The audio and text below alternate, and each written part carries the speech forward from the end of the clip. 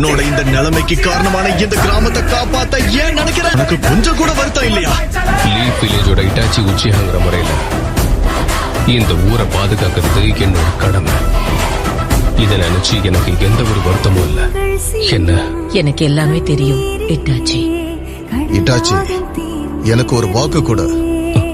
சாஸ்கேவை மட்டும் நீ நல்லா பாத்துக்கணும். கண்டிப்பா பாத்துப்பேன்.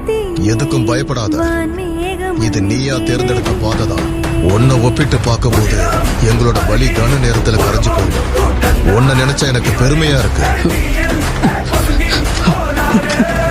என்ன இருந்தாலும் நீ என்னோட பையன் தானே.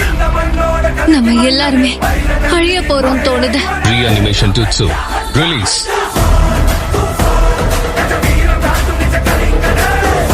அந்த கபூட்டோக்கு ஏதாவது ஆயிடுச்சான்?